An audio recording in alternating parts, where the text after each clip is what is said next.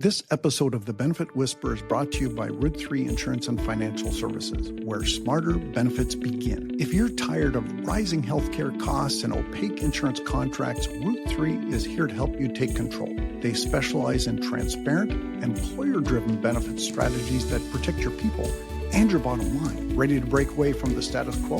Visit www.fixmybenefitsnow.com and discover how Route 3 can help you build a plan that actually works for your team and for your budget. Welcome to another episode of The Benefit Whisperer, the show where we pull back the curtain on what's really driving your healthcare costs and what you can do to stop feeding a system that's rigged against you. I'm Ralph Weber, host of The Benefit Whisperer, and today we're talking about the view from the inside with somebody who knows it more than most, known affectionately as Nurse Deb. Deb Ault has over 30 years of experience in nursing and is the founder of AIMM, a company built around patient-centered medical management. Nurse Deb, before we get going into the work that you're doing today, can you tell the listeners a little bit about your background and how you came to be known as Nurse Deb?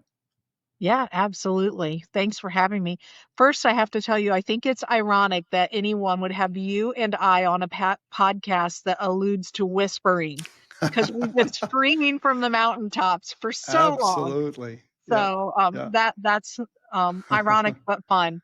But I am a nurse. I'm a registered nurse. That's how I started my career. I started in the ER, ICU, critical care at the bedside, and very quickly found that decisions were being made based on the business of healthcare and the financial aspects, more so than they were what I became a nurse to do, which was care for patients and Right. deliver the best possible care. So very quickly became disenfranchised with the business side of that and decided that, okay, then maybe somebody like me should take control of the purse strings. And so wound up in managed care doing exactly that and have been fighting for a patient-centered comprehensive care management model, patient advocacy-based model for many, many, many years. That's great. And, all of my guests have one thing in common, passion. They've gotten into this business that we call healthcare because of a passion. And you are certainly no exception. Now, I understand that one of the triggers that happened to you while you were in ICUs, you actually had a patient die while you were trying to, care for that patient because of financial motivations instead of best medical practices. How did that change your path? Can you share a little bit about that story? That drastically changed my path. That was my road to Damascus moment for sure. So I was the charge nurse in an ICU that was not a level 1 trauma facility. And we were pressured into admitting a patient that really should have been transferred to a higher level facility. We worked through that. We did not really have the right equipment, the right staffing. There were some travel nurses that were brought in to handle the day shifts. Eventually, patient did pass away. As I was lamenting that to my nurse manager on the ICU unit, she said something and I'll never ever forget it. So I was feeling very guilty, very Mm-hmm. remorseful. The patient did not die on my shift, but I was the one who accepted him as a transfer into the ICU, my better judgment. So I was feeling pretty deeply about that, and was lamenting to her, and she said, "Do you know how much money we would have lost if we would have transferred that patient?" The nurse And manager said that to you. yep, Wow. sure did. Wow. And she said, "Now just take a few days off when you come back." And I said, "No, you don't understand. I'm never coming back." Wow. And that's when I left the bedside. It Good for just, you. when you let money get in front of patient safety, that's a problem. And as bad as it was 20 plus years ago, it Mm-hmm. is incrementally worse in today's Wow. healthcare environment. Wow. I like to say there's not a whole lot of health or care in today's healthcare. It is No. definitely very financially motivated and driven. Right. And, I've talked in previous episodes about the number of bankruptcies. Every minute of every day, in America, a family declares bankruptcy due to medical reasons every minute. So Yeah, it's just it's asinine. The other part of that is not only are we bankrupting people, but over half of those people that are declaring bankruptcy for medical debt have insurance. yeah, How yeah, can that be? It's just crazy, right? In right. America, how can we Yeah, yeah, let that be the yeah. case? So it's It, counterintuitive. it completely is. I agree completely. So now you've worked a lot of different places, ER, ICU, home health care, triage, but eventually you built AIMM. So tell me about the gap in the system that you were trying to fix when you started it. Boy, there were so many, right? But there were other medical management firms at the time, and I Hmm. had actually been working for a couple different third-party administrators leading their medical management division, Hmm. and had the good fortune to work with a lot of self-funded employers who were sponsoring health plans. And I went to several that I had been essentially knocking on their door for years, Hmm. saying, please be a customer, please be a customer. And I finally went to them and said, look, I'm thinking about going out on my own. Hmm. I've been knocking on your door for years. We think the same things. We say the same things. We're at all the same events. Why have you never become a customer? And every one of them said some version of the same thing. They said, you come in here with product X, Y, and Z. We've been self-funded since the 70s. We know that we need product Q.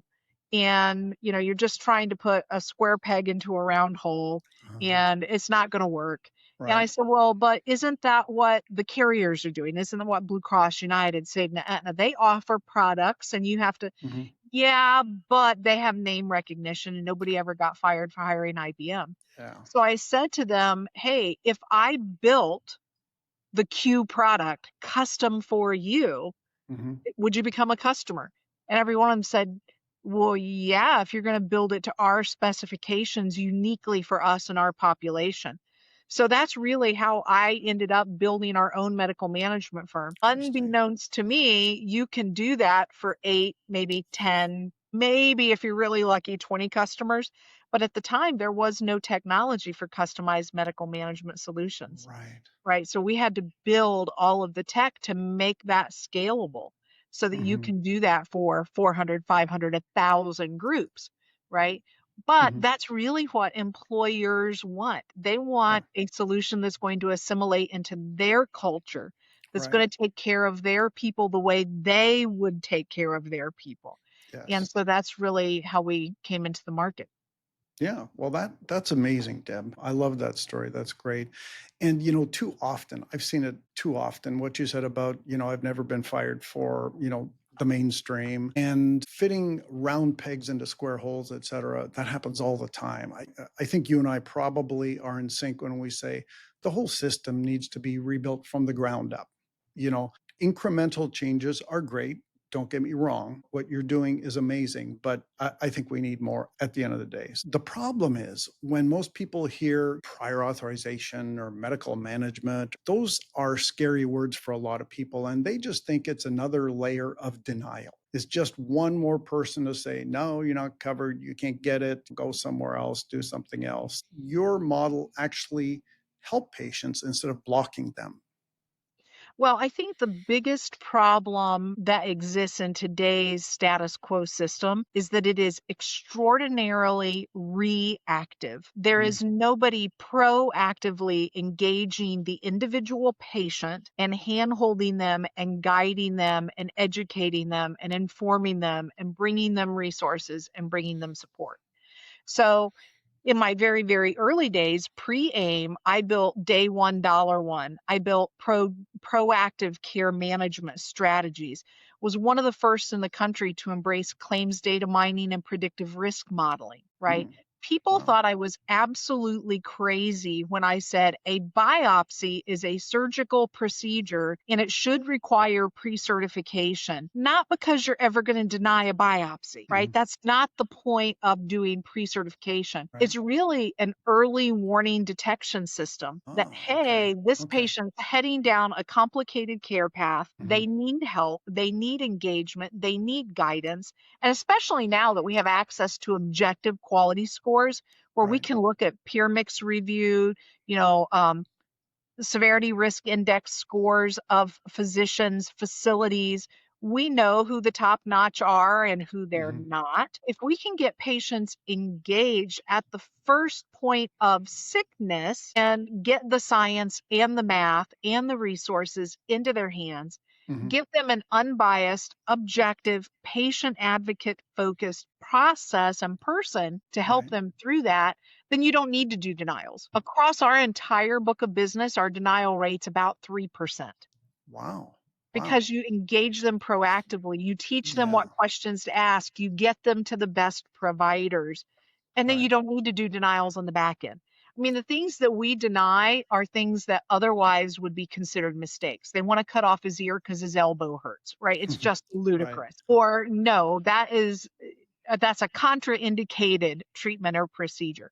So the stuff that we're denying, the other time that we find is that often healthcare providers know and understand that something is not the standard of care, but Mhm. because a patient saw a commercial or a friend or family Ah, member mentioned it, right. a patient will ask for it. Yeah. And rather than the practitioner telling the patient no, Mhm. they would rather kind of push off the blame for that onto the insurance. Yeah. And often providers will call us and say, I know this isn't going to get approved, Mhm. but the patient wants it, so we're going to ask. It's kind of a medical malpractice strategy. If the patient's happy with the doctor, they're Yeah. not going to sue the doctor for malpractice, Right. right? Right. Yeah. So very, very low necessity to deny stuff. Now, I will Mhm. tell you, there's an awful lot that goes into navigation, right? Right. So I don't know if anybody that's listening has seen the documentary. It's not personal, it's just healthcare. It's Wow. a documentary that we inspired, that we appear Mhm. as the subject matter expert. There's a book out based on the documentary.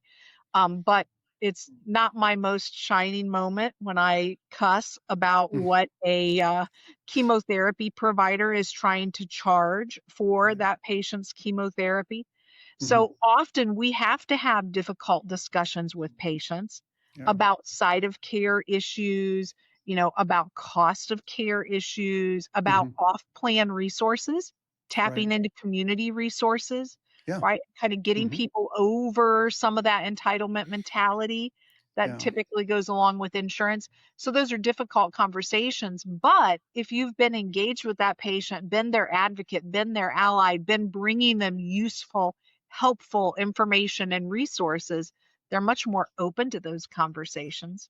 Right. Right? Right. So, and they begin to understand it's your body, it's your wallet. You Mhm. should care. You don't want to give that Yes. responsibility over to practitioners. You don't Mhm. want the hospital to be the one in charge of that. You don't want the doctor's office to be the one making those decisions. So, as you begin to get that kind of rapport and relationship with the population, you can really have a massively positive impact, both for the patient and their quality of life, but also for what they're spending and what the plan sponsor's spending.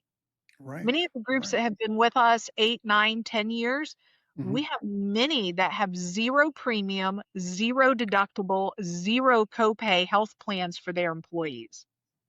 Wow. Yeah. That is amazing. And I think what I heard you say is that the key is getting in early, which compared to I'm at the doctor's office or I'm at the hospital and they're saying we didn't get authorization and then they're scrambling to get it and you're ready for surgery. So getting in there and managing it. So this is a test, pop quiz. What are the 4 most expensive words in healthcare? Go down the hall. Exactly, exactly. Go down the hall. And we hear it every day. We hear it every day. Well, Ralph, you need an MRI. Oh, okay. Where do I go? Go down the hall. And it is far too expensive. That's great. Jumping in early. Now you mentioned dollar day one dollar one. What is that? How does it work? And do you still do that? We do that on steroids now. We Hmm. do patient-centric comprehensive care management. Day one, dollar one was an early precursor to that. And essentially what it indicated was get involved with the patient at the point of sickness, Ah, which is why whenever right. humanly possible, we like to take on that pre-certification function. Hmm. Again, not because you're wanting to deny stuff, but because you're wanting to identify who is sick today, who Hmm. needs help today.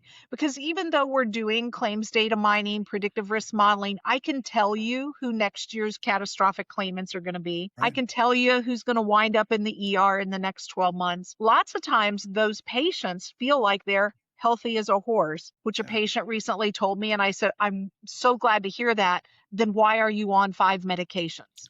Yeah. Right? Yeah. But they feel like they're healthy.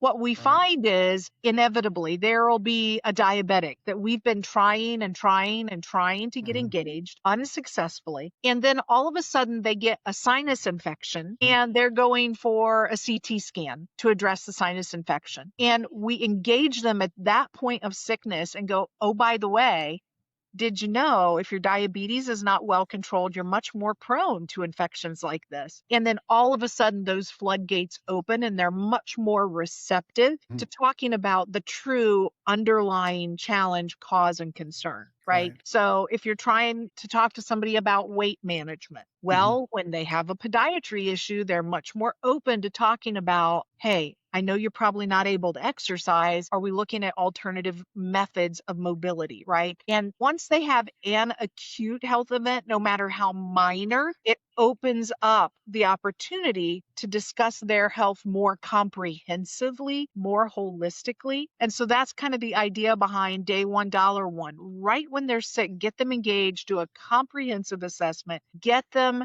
understanding their role, their responsibility, what control they have, because right now, a lot of people in the US healthcare system feel like they have no control, Exactly. no autonomy. They're just Mhm. being punted from one practitioner to another, one place to another, and they're not really recovering. Yeah. Yeah. I have a friend that was seeing two specialists, and neither of them was diagnosing the real thing because they were just focused on their very, very narrow area of specialty. So I think, obviously the DPC, direct primary care model, the cash pay model is great. And I interviewed patients and I did a focus group once, Deb. You're going to like this quote too. I asked them, why do you pay more out of your pocket? Why do you go above and beyond the healthcare? And they said, well, with Dr. X, I leave educated, not medicated. So people want that. They need that, but all too often it's, yeah, I saw the ad for, Nexium on TV or whatever. I saw the purple pill. I saw old people dancing, and I want to do Right. that. So, Well, and I'll tell you, Ralph, I love DPC. My family and I are on a DPC mhm, plan. However, one of the most rapidly growing products that we offer is called DPC Plus. And DPC practitioners themselves are beginning to understand that they abandoned the traditional system because they mhm, were dissatisfied with it, right. but they're stuck because, yes, your patients will pay a subscription fee, but some patients need services above and beyond what your subscription fee covers. And Okay. then you're dragged right back into that status quo Mhm, system yeah. and having to figure out how to navigate it and help people afford stuff. And there's liability associated with that. If you, Right. as a DPC, give somebody Mhm, one cardiologist and say, go to this guy, and that guy ends up to have sanctions against their license, medical malpractice mhm, lawsuits, low quality scores, you've got some liability for having sent that patient to that practitioner. So a lot of DPC providers are beginning to recognize that they need someone like us to mhm, handhold those patients outside of the DPC system and bring them back into the DPC system once that event is addressed and they're ready to return. right. So I love those strategies, Mhm. but they have a silo that they fit in, and not every patient fits inside that box. Right, exact box, exactly, being the operative word. So it sounds like you've really built a whole ecosystem, which is great where it was needed. So I've also heard about something, one of your products, P3CM. What exactly is that? P3CM stands for Patient Centric Comprehensive Care Management. So it's individualized to the particular patient. I like to say that the secret sauce behind it is making Mhm, sure that the right patient gets the right care at the right time in the right place for the right price. So mhm, it's making those pieces come together and understanding that patient, right? I'll never forget we had a stop loss carrier that wanted to put a multi-million-dollar laser on a patient because they were afraid that patient was going to get a transplant. mhm. And the broker was talking to me and he was lamenting this. I'm like, take the laser. take the laser, take the laser. And he's like, this would bankrupt this employer if this Mhm. patient, and I'm like, patient's never going to end up with a transplant. They're a Jehovah's Witness. It's not going to happen. Mm. So take the laser Right. and let the stop loss think they got the win, pay the reasonable premium, knowing that because this is a patient-centric plan, we're looking at this patient holistically. We're looking at their Right. education level. We're looking at their socioeconomic situation. We're looking at their religions, Mhm. like nurses do, right? Yep. Yeah. That's what nurses Exactly. do. We get to Yes. know our patients. So Right. that whole patient-centric approach to Mhm. helping them navigate both the clinical and the financial systems, right, in a way that's going to get them the care that they want and need. Hmm. And lots of times it's even outside of plan. We have Yeah. patients all the time that we talk about clinical trials, pharmaceutical scholarship programs, community Yeah. resources. So it's really about helping that individual patient to get everything that they need. Right. We often, like, certainly not on your scale, but we spend a lot of time finding resources that are free or sponsored by the manufacturer, or there's a government incentive or something that can work to reduce the cost and shift it to something you've paid into your whole life potentially. That's always important. So this is great. So Well, I'll tell you, my favorite version of that is uh-huh. charity care from Hmm. hospitals. Right. And I think they call it charity care because they know that will be off-putting to people who should be applying for it. I don't call it charity care. I call Yeah. it tax-funded care, right? Right. You've already Hmm. given that facility a massive tax break. So Hmm. you're picking up their portion of the tax liability. You should definitely apply for that. Anytime you're going to a 501R facility, I Hmm. don't care how rich you think you are, you should apply for it. You'd be amazed at the number of people who qualify for charity care when they're making a lot of money. So it's, to some people it's semantics, but I think that things get named what they're named for a reason. Right. Right. Same reason we call life insurance, not death insurance. Correct. Yeah, interesting. Deb, your results have been validated by the Validation Institute. Why is that important? Tell me a little bit more about that. So the Validation Institute is kind of like the IRS and the Good Housekeeping Seal combined. They come Okay. in and they audit any claims that you're making in marketing to make sure that they're true, that they're Hmm. accurate, that they're a fair representation. So I think having an outside objective party to come in and do that is important. The other Okay. thing I will tell you is that they put their own financial guarantees behind the things that they've audited. So we every year have our per employee per year, which means our medical and pharmacy claims combined allowed amount Right. evaluated across our entire book of business. We Mhm. publish that. We are willing to put performance guarantees into place based on the RPEPY performance. I don't know anybody else who does that. But the Validation Institute also has a guarantee financially that if Mhm. someone analyzes that study, uses that in their decision making to hire us, and we don't deliver, not only do we have skin in the game, but the Validation Institute's willing to cough up cash as well. So I Right. think if you've got an outside entity that's not only stamped it as, yes, we've reviewed it, but is willing to Mhm. put financial interest at stake, that's a pretty powerful statement. Yeah, it sure is. So, from your perspective, what's the biggest single myth that employers buy into about PPO discount or network savings? Anybody who hasn't seen Adam Ruins Everything Healthcare, you have to go find it and watch it. Ruin. It's satirical, but it's funny because it's true, Mm, right? So PPO discount off of what? yeah. When the average markup of chemotherapy is 6,000% and the Wow. deepest PPO discount on the planet is 60%, that PPO contract didn't do you any favors, Yeah. right? Yeah. So that whole idea of PPO networks, I get where it came from. It was well intentioned at the time, but again, it's a system that doomed itself to fail. The minute that employers started to say every doctor has to be in the network, every Yeah. facility has to be in Right. the network, it essentially went away. The value of it diminished greatly. The other problem is 30% of healthcare is fraud, waste, and abuse. 30%. Paying 50% off of a procedure or service that never should have happened to start with, how does that help you? Mm. So there's so much graft in healthcare that just doing anything is going to have a Mhm. positive impact on your spend. But you Right. got to get out of that traditional carrier, traditional PPO mindset.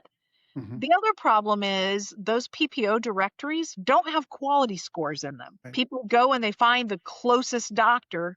That doctor might have sanctions against his license, might Mhm. have, if you haven't seen the Doctor Death podcast Mm. and that whole documentary, definitely Right. check that out. That happens way too often in US healthcare. Yeah, I believe it. So employers, and we have a lot of employers and brokers and TPAs that listen. They might be thinking, this all sounds great, but how does it actually lower my cost? What's your answer to that? If you get people the right care at the right time in the right place, the vast majority of the time, right price will be the natural consequence. It's the Mhm. beauty of the fee for service system. Mhm. So the fee for service system can be used for good or it can be used for evil, right? Mhm. It's just like if you've ever taken your car to Jiffy Lube to get the oil changed, they don't inspect your brakes and your tail lights and your windshield wipers just out of the goodness of their heart. They're Mhm. doing that to upsell you on those other things at a Right. hyperinflated charge. That's what healthcare in fee for service model is. The more procedures or service that a patient has delivered to them, the Mhm. more that deliverer, the provider, gets paid. So if we get people to the best providers that heal them quickly, efficiently, and effectively, costs go down as a natural consequence.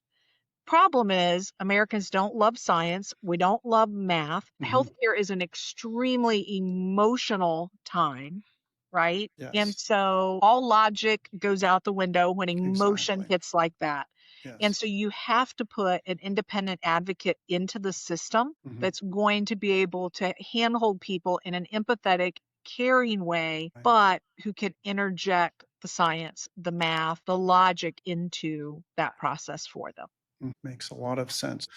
So you have spent basically your career pushing for patient-centered care. If you had one message for CFOs, HR leaders, and brokers who are still playing the discount game, what would that message be, Deb? If you truly love your people and you want your business to succeed, you have to stop the insanity of letting them get healthcare services from subpar practitioners. It's the impetus behind life and death decisions in the C-suite. You don't realize it.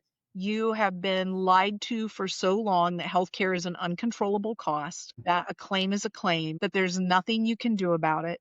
Take your 8, 10, 14, 25% increase and be happy that it wasn't more. Mhm. Those are all lies that you've been fed as an employer. It's not your fault that you bought into it. Everybody bought into it. That's what happened. But there is a better way. And as you begin to understand there's a better way, you have an ethical and moral obligation to your business, to your shareholders, and to your employees Mhm. to take a step in a different direction. Right. Wow.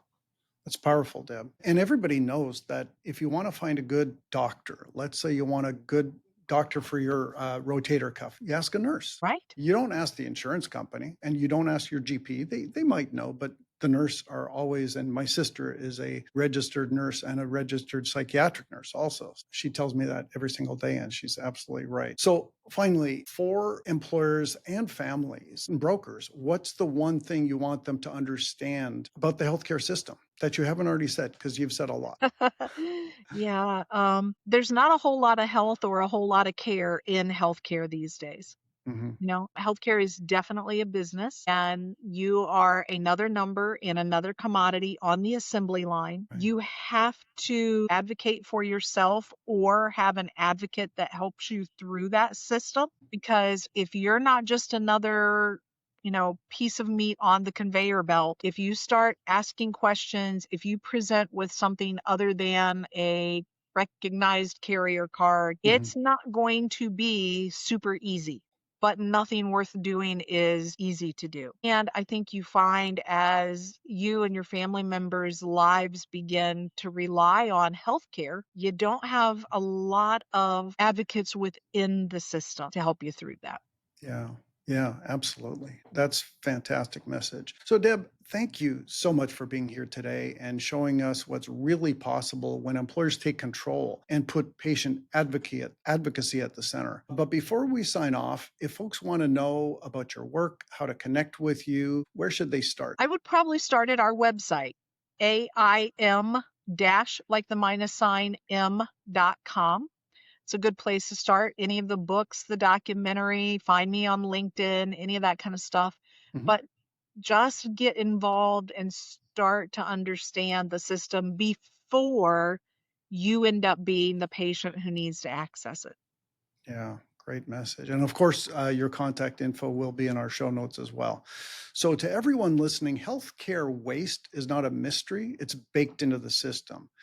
But when you know where to look and how to bring real advocacy to the table, you're not only saving money, you actually are protecting your people. I'm Ralph Weber, the Benefit Whisperer. If today's conversation gave you something you can use, please share it with a colleague, subscribe, reach out at any time to me at ralph@thebenefitwhisperer.com or call 832-924-3330 or visit fixmybenefitsnow.com. Let's keep pulling back the curtain and start putting patients first because the system sure isn't going to do it for you.